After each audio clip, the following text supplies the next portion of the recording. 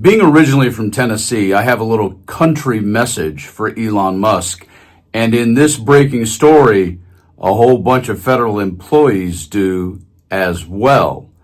And the message is this. There's a country song that says, you got to stand for something or you'll fall for anything. And what Elon Musk has been doing inside of DOGE and with whom he's doing it has been completely unacceptable. I've said several times, I'm all for change. I'm fine with disruption, but you don't throw the baby out with the bathwater and you don't clean the garage out by burning it down. And there's a point in less than 40 days where people are going to have had enough of it in many, many ways, because as I tend to say, it's not what you say in life, it's how you say it. It's not what you do in life, it's how you do it. And how Elon Musk, creating the level of enemies he has in this breaking story, is going to wind up costing him. But sadly, it's going to wind up costing all of us, the American people. Because how he's doing this, here's a little tidbit of that before I show you the breaking story. Luke Ferreter was, through July, I was interning at SpaceX. A 22-year-old undergrad at the time. What he does now is work for DOGE, headed up by Elon Musk.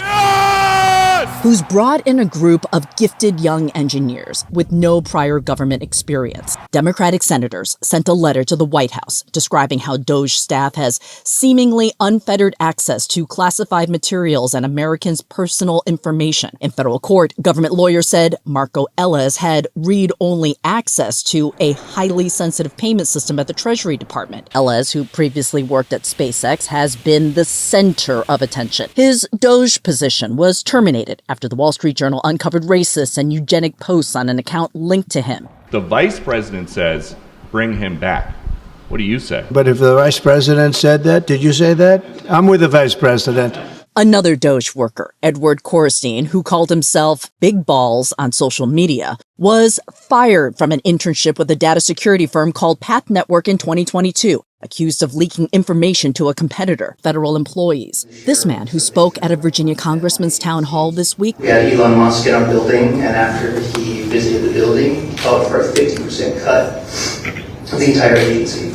Most of the hires are connected to Elon Musk's companies, like Ethan Chautran. Now Chautran is a special government employee, a source tells CNN. Gavin Kleiger on LinkedIn lists his job as special advisor to the U.S. Office of Personnel Management.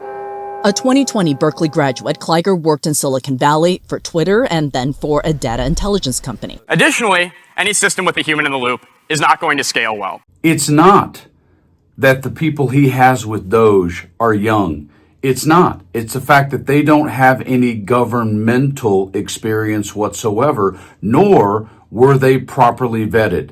And so what has finally occurred with regard to DOGE in this breaking story? Yeah, a whole bunch of federal employees just walked. Take a listen. Associated Press, breaking news live updates. 21 employees resigned from DOGE, refusing to dismantle critical public services. More than 20 civil service employees resigned Tuesday from Elon Musk's Department of Government Efficiency, saying they refuse to use their technical expertise to dismantle critical public services.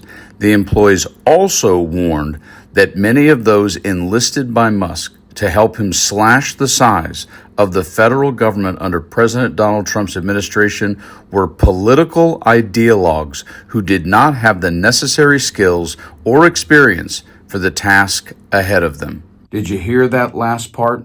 The last part where they say they don't have the experience to actually be doing what they're doing. Listen, I get completely, as a guy who's a union member, I get that sometimes a certain degree of, let's say in sports, guaranteed contract doesn't always necessarily provide the best motivation, but it's not a blanket statement. It's on a very, very individual basis. But the reality is to presume, to assume, and to denigrate somebody simply because you think you're going to find a bunch of fraud, corruption, and waste, and you're going to just brushstroke dismiss hundreds and thousands of people out of jobs that are big systems that help this country run properly and do it just blindly with an axe, or in Elon's case, a chainsaw, is just flat out ignorant. It's also dangerous and damaging.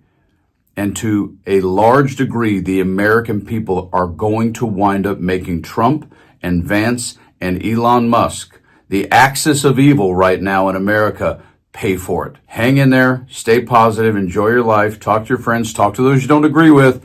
Whew! Stay frosty. And if you find you have to walk, then walk. But by all means, in this moment in time, be sure you resist. See you soon.